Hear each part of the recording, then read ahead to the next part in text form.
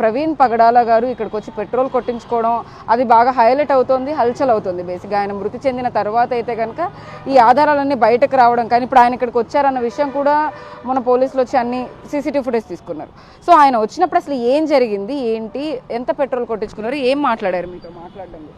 మాట్లాడడం ఏం మాట్లాడలేదండి. 8 litres petrol అన్నారు. 8 పెట్రోల్ కొట్టేసిన, బండి ముందలు కాపి పైసలు ఇస్తా అన్నాడు. బండి ముందల పెట్టిండు, పైసలు ఇచ్చిండు, వెళ్ళిపోయిండు, అంతే అండి. ఆయన ఎవరో కూడా నాకు ఐడియా లేదు అసలు. ఓకే, పోలీసులు వచ్చి అడిగినప్పుడు ఏం డీటెయిల్స్ అడిగారు? అంటే ప్రవీణ్ పగడాల ప్రత్యేకంగా ఆయన గురించి రావడం కానీ, రాజమహేంద్రవరం నుంచి పోలీసులు ఆయన చనిపోయారు అన్న తర్వాత ఎంక్వైరీ అడుగుతున్నప్పుడు మీకు ఏమనిపించింది? లేదండి, చనిపోయారని నాకు చెప్పలేదు అసలు ఏమైంది, ఎట్లా వచ్చిండు, పెట్రోల్ కొట్టించుకున్నాడు, ఇంకేమన్నా మాట్లాడిండా, ఆ డీటెయిల్స్ అడిగిరా.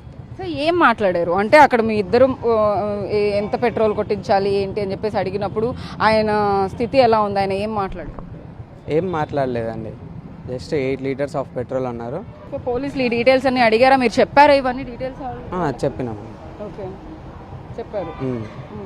ఇట్లా జరిగింది, పెట్రోల్ అయిపోయింది, కొట్టించుకున్నారు, వెళ్ళిపోయినారని చెప్పినాను. ఓకే, ప్రవీణ్ పగడాల ఇక్కడికి వచ్చినప్పుడు టోటల్ హెల్మెట్తో బండితో డ్రైవ్ చేసుకుంటూ ఇక్కడికి వచ్చారు. ఆ హెడ్ లైట్ ఊడిపోయినట్టు ఏమైనా కనపడిందా మీకు అప్పుడు స్టార్టింగ్ ప్రవీణ్ పగడాల వచ్చినప్పుడు?